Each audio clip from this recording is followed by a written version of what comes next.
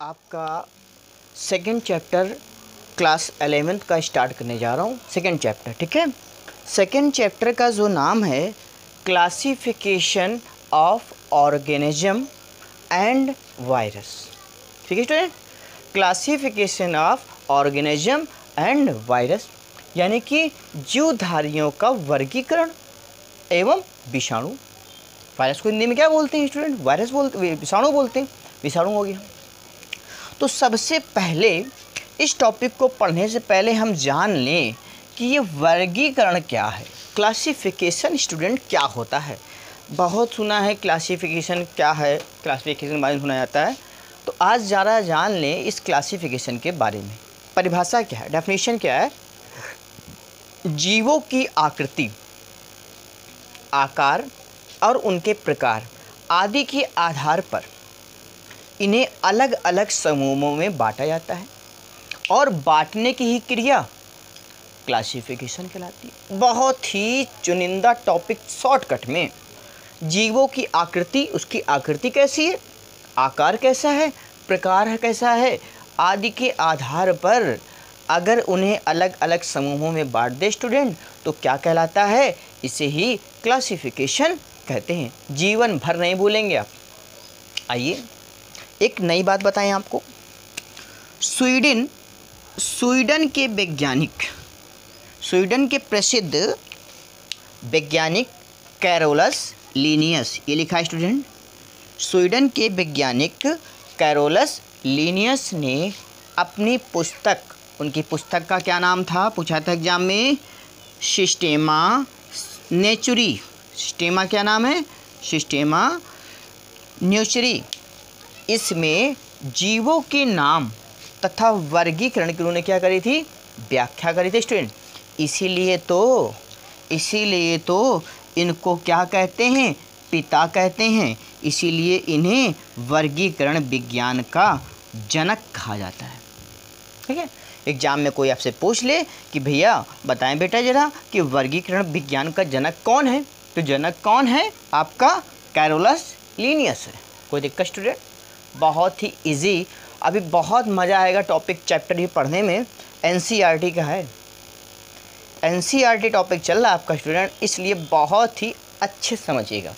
जहाँ समझ ना आए वीडियो को रोक कर फिर से बैक जाइएगा, फिर से रिप्ले करके फिर से देखिए, समझिए। एक एक टॉपिक को आपको समझना है, याद नहीं करना है, रटना नहीं है, टॉपिक को समझना है, ठीक है स्टूडेंट। समझ रहे हैं आप? मुझे पता है मेरी बात को समझ रहे होंगे। इसलिए टॉपिक को क्या करना है? रटना नहीं है, क्या करना है? इसको समझना है। तो क्लासिफिकेशन आपको स्टूडेंट बच्चों आ गया। क्लासिफिकेशन क्या होता है अच्छे से आ गया, क्लियर? मुझे पता है। जनक पता चल गया। जनक कौन होता है? कौन होता है? कौन होता है भैया? Carolus Linnaeus. ये हमारे क्या हैं? पिता। आपके भी क्या हैं? पिता। यानी कि किसके पिता? वर्गीकरण के पिता, ठीक है। यानी कि वर्गीकरण के विज्ञान के क्या है? ये जनक हैं स्टूडेंट। इसको आप नोट करिए, ठीक है। देखिए स्टूडेंट, इससे पहले बता दी टॉपिक हमने पूरा आपको यहाँ तक, ठीक है ना। आगे क्या लिखा हुआ है? Different kingdom of system of the classification, ठीक है। इसमें क्या बताओगे आप कि वर्गीकरण की विभिन्न जगत बतानी है आपको, कितनी प्राणियाँ होती हैं, ठीक है। तो सबसे पहले हम आपको बता दें, जो स्वीडन के वैज्ञानिक थे उन्होंने प्राणी को बात दिया था, लेकिन इनमें 2 जगत की प्राणी जो है, यानी कि 2 जगत की वर्गीकरण प्रणाली, 3 जगत की, 4 जगत की और 5 जगत की। सभी को स्टूडेंट मैंने इंग्लिश में लिख दिया है, ठीक है ना। सभी इंग्लिश में लिखा है, आप इसको अच्छे से नोट कर लीजिए। एक एक करके टॉपिक आपको पढ़ाया जाएगा स्टूडेंट, ठीक है। इसको नोट करिए आप लोग। विभिन्न प्रकार के वर्गीकरण जगत की प्रणालियाँ पढ़ रहे थे। उस प्रणालियों में मैंने आपको कई बताए थे, 2 जगत के प्राणी, 3 जगत के, 4 जगत के, 5 जगत के, ऐसे लाइन बाय लाइन आपको मैंने बताया था, ठीक है स्टूडेंट। अब उसी को स्टेप बाय स्टेप से आपको क्या करना है? समझना है। देखिए पहली हेडिंग मैंने डाल दी है 2 जगत, क्या लिख दिया है? 2 जगत वर्गीकरण की प्रणाली, ठीक है स्टूडेंट। इंग्लिश में ऊपर मैंने लिख दिया है ताकि आपको समझने में आसानी रहे, ठीक है। तो हम आपको बता दें स्टूडेंट, पहला क्या बताया? 2 जगत की बात करें, 2 जगत यानी कि 250 वर्ग फुट पहले 250 वर्ष पूर्व पहले वैज्ञानिक लिनियस ने अपनी पुस्तक, इससे पहले मैंने लिनियस के बारे में बताया, अपनी पुस्तक सिस्टेमा नेचुरी में जीव जगत को पादप जगत और जंतु जगत में बांटा। जीव जगत का मतलब यह हुआ इस जगत के अंतर्गत जीव पादप भी है, जीव जंतु भी है। तो जीव जगत को पादप जगत, ये पादप जगत है, पादप जगत और जंतु जगत, एक जगत दो जगत यानी कि दो जगत का वर्गीकरण। ठीक है, दोनों बात समझ आ गई। दो जगतों में उन्होंने क्या किया, बांट दिया। उसको बांटने के लिए निम्न लक्षणों के आधार पर उन्होंने कुछ बताया। क्या बताया कि पहली बात उन्होंने ये बताई कि केवल पादपों में ही कोशिका भित्ति होती है। क्या होती है, केवल पादपों में ही क्या होती है स्टूडेंट, कोशिका भित्ति होती है। नंबर 2 क्या बताया उन्होंने कि केवल पौधों में ही क्या होता है, हरित लावक होता है। क्यों, क्योंकि पौधे क्या होते हैं, स्वपोषी होते हैं। पौधे कैसे होते हैं, ये पौधा है आपके सामने, पौधे कैसे होते हैं, स्वपोषी होते हैं और पादपों में ही ये गुण पाया जाता है। ठीक है। थर्ड नंबर मैंने क्या बताया कि केवल जंतुओं में ही गमन होता है। गमन मतलब चलना, जंतुओं में ही क्या होता है, गमन होता है। पौधे कहीं नहीं चलते हैं, पौधों की टहनियाँ वृद्धि करती हैं, जड़ें वृद्धि करती हैं, लेकिन पौधा चलता नहीं है, सेंसिटिव पार्ट्स नहीं पाए जाते हैं। केवल जंतुओं में ही क्या होता है, गमन होता है एवं संवेदनाशीलता का क्या होता है, विकास होता है। ठीक है स्टूडेंट, ये बिल्कुल क्लियर पॉइंट लिखा है, इसमें कोई भी आपको डाउटफुल नहीं होना चाहिए। ठीक है, इसको नोट करो आप लोग। देखिए स्टूडेंट, अगर अब हम तीन जगत की वर्गीकरण के बारे में बात करें, तीन जगत वर्गीकरण प्रणाली क्या होती है, ऊपर मैंने इंग्लिश में लिख दिया ताकि आपको सुनने समझने में आसानी रहे। तीन जगत की वर्गीकरण प्रणाली क्या होती है, इसे वैज्ञानिक हैकल ने दिया था। किसने दिया था, हैकल ने सन 1866 में दिया था। 1866 में इन्होंने एक तीसरे जगत की प्रणाली बताई। इन्होंने हैकल ने एक तीसरे जगत की क्या बताई, प्रणाली बताई। इसमें इन्होंने बताया कि इसमें समस्त एक कोष की जानते हैं, अमीबा, एक कोष की, ठीक है, अमीबा, युगलेना, ठीक, पैरामीशियम, ये सब क्या है, एक कोष की जीवों को रखा, जिसे क्या कहा जाता है, प्रोटोजोआ। क्या कहा जाता है स्टूडेंट, प्रोटोजोआ। कामा इन्होंने नीले हरे शैवाल भी रखे। नीले हरे शैवाल देख लीजिए, ये शैवाल है, इन नीले हरे शैवालों रखा। आगे क्या लिखा है, कामा जीवाणु यानी कि बैक्टीरिया। ठीक, ये बैक्टीरिया है, इस बैक्टीरिया को भी क्या किया, इस तीन जगत के वर्गीकरण में इस बैक्टीरिया को इसमें रख दिया, अर्थात इसका क्या दिया, स्थान दिया। अगर हम तीन जगत के वर्गीकरण प्रणाली को स्टूडेंट बांटे जरा तीन जगतों में, तो पहला जगत आपको ये दिख रहा है, क्या लिखा है, जगत प्रोटिस्टा। एक प्रोटिस्टा जगत हो गया। दूसरा जगत इन्होंने क्या किया, पादप जगत यानी कि पौधे के जगत को बांटा, जिसे मेटाफाइटा कहते हैं। क्या कहते हैं, मेटाफाइटा कहते हैं। जगत अगला जो है वो जंतु जगत है। तीन जगत है ना, जंतु जगत है। जंतु जगत को क्या बोलते हैं, मेटाजोआ। इस प्रकार से इन तीनों जगत को उन्होंने बराबर से बांट दिया। ये एग्जाम में पूछा जाता है, NCERT का है बेटा, इसलिए मैं आपको पांचों जगत पढ़ाऊँगा। ठीक है, ये पहले हो गया आपका तीन जगत की प्रणाली। ठीक है स्टूडेंट, इसको आप नोट करिए। इसके बाद अगला टॉपिक बताते हैं हम आपको। देखिए स्टूडेंट, अगला जो है वो आपका आ गया चार जगत वर्गीकरण प्रणाली। ठीक है, चार जगत की जो वर्गीकरण प्रणाली है उसको वैज्ञानिक हर्बर्ट एफ कॉपेलैंड ने दिया था। 1956 में चार जगत की प्रणाली रखी गई थी। ठीक है ना, यानी कि प्रोटोजोआ के स्थान पर मोनेरा था और प्रोटिस्टा में सभी क्या रख दिया था, सभी प्रोकैरियोटिक ऑर्गेनिज्म रख दिए थे। ठीक है, जैसे यू बैक्टीरिया, ये यू बैक्टीरिया का डायग्राम है। ठीक है, जैसे नीले हरे शैवाल, ये नीले हरे शैवाल है। ठीक है, अगला आर्की बैक्टीरिया, ये आर्की बैक्टीरिया।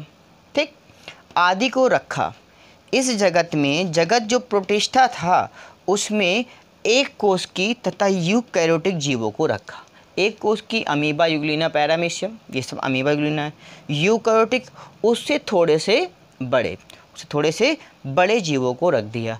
इसे बोला उन्होंने 4 जगत का वर्गीकरण प्रणाली। ठीक है, इसको नोट करिए। देखो स्टूडेंट, अब जो है ये 5 जगत, ये ज़्यादा इम्पॉर्टेंट है आपके लिए, इसलिए बड़ा सा चार्ट बना देख रहे हैं आप। ठीक है ना। 5 जगत का जो वर्गीकरण प्रणाली है वो वैज्ञानिक रॉबर्ट एच वाइटक्लिंटन ने सन 1969 में दिया था।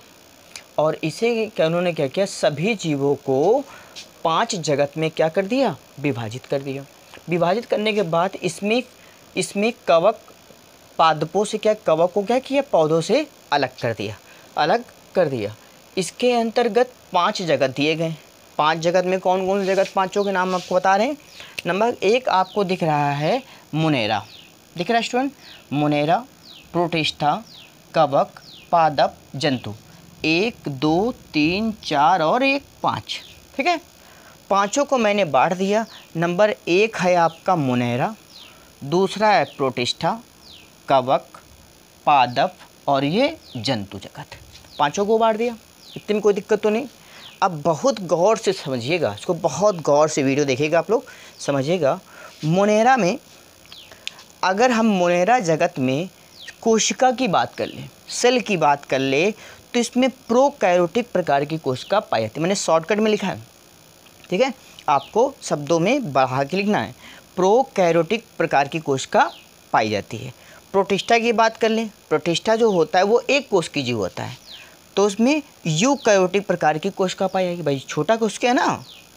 कवक में भी, कवक बहुत छोटा होता है, रोटियों में डबल रोटी पे उगते हैं, तो यूकैरियोटिक प्रकार की कोशिका पाई जाएगी। पादपों में भी यूकैरियोटिक कोशिका पाई जाएगी और जंतुओं में भी यूकैरियोटिक कोशिका पाएगी। क्यों? क्योंकि जंतुओं की लेयर जो होती है वो एपिडर्मिस, चर्म की होती है। ठीक है, आगे देखो, अगर हम कोशिका झिल्ली की बात कर लें, तो मोनेरा सगंध में क्या होता है, कोशिका झिल्ली पाई जाती है? नहीं पाई जाती, क्योंकि ये क्या है, इसमें बैक्टीरिया आता है तो अनुपस्थित होती है। प्रोटिस्टा की बात कर लें, यानी कि अमीबा की अगर बात कर लें, इसमें क्या होगा, कोशिका भित्ति मेम्ब्रेन पाई जाती है। अमीबा को दिखा दें मैं आपको, अमीबा का डायग्राम ये है, इसके चारों तरफ एक मेम्ब्रेन लेयर पाई जाती है, शेल। ठीक है, एक कोश की होता है, उपस्थित होता है। कवक में भी क्या होता है, उपस्थित होता है, क्या, कोशिका झिल्ली उपस्थित होता है, क्योंकि कोशिकाएं पाई जाती हैं। पौधों में भी कोशिकाएं पाई जाती हैं, इसलिए झिल्ली इसमें क्या हो जाएगी, उपस्थित होगा। इसमें भी क्या होगा, उपस्थित होगा। और जंतुओं में भी कोशिकाओं होती हैं, कोशिकाओं से मिलकर शरीर का निर्माण होता है, इसलिए जंतुओं में भी क्या होगी, कोशिका उपस्थित होगी। कोई दिक्कत तो नहीं स्टूडेंट।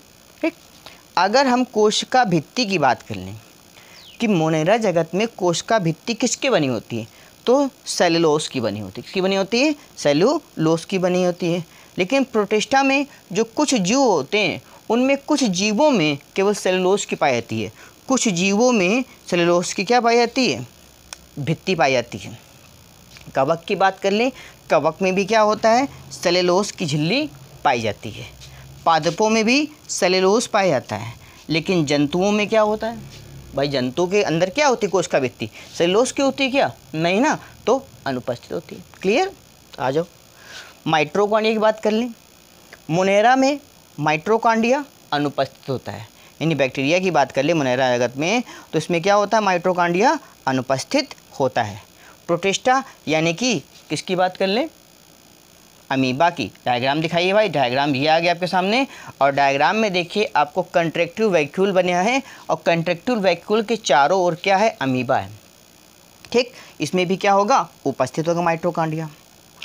कवक की बात कर लें, भैया कवक को भी ताकत चाहिए, एनर्जी चाहिए, तो माइटोकॉन्ड्रिया उपस्थित होगा। पौधों के शरीर में भी, प्लांट कोशिका में क्या होता है, माइटोकॉन्ड्रिया उपस्थित होता है, माइटोकॉन्ड्रिया। ठीक, जंतुओं में भी माइटोकॉन्ड्रिया उपस्थित होता है। क्लियर। पोषण, अब भोजन ये कैसे करते हैं, ये क्या होते हैं, मोनेरा स्वपोषी होते हैं। कैसे होते हैं, स्वपोषी होते हैं, ये अपने भोजन स्वयं का निर्माण करते हैं। प्रोटिस्टा यानी कि अमीबा भी कैसे होते हैं, स्वपोषी होते हैं, ये अपने भोजन निर्माण स्वयं करते हैं। कवक की बात कर लें, कवक प्रायः परपोषी होते हैं। देखा होगा ब्रेड के ऊपर कवक निकल आते, ठीक है ना, फंजाई निकल आती, फफूंदी इसको बोलते हैं आप लोग। अचार के ऊपर फफूंदी निकल आती है, उसको हम लोग क्या बोलते हैं, कवक बोलते हैं। परपोषी है, दूसरों पर यानी अचार के ऊपर निकलता है। मृतोपजीवी भी है, मृतोप का मतलब हुआ सड़े गले मरे पदार्थों पर, ये होता है कवक, मृतोपजीवी, ठीक है, पोषण करता है। पादपों भी, पौधा भी क्या होता है, स्वपोषी होता है। ये अपना पोषण किससे करता है भाई, सूर्य के प्रकाश की उपस्थिति में पोषण करता है, इसलिए स्वपोषी होता है।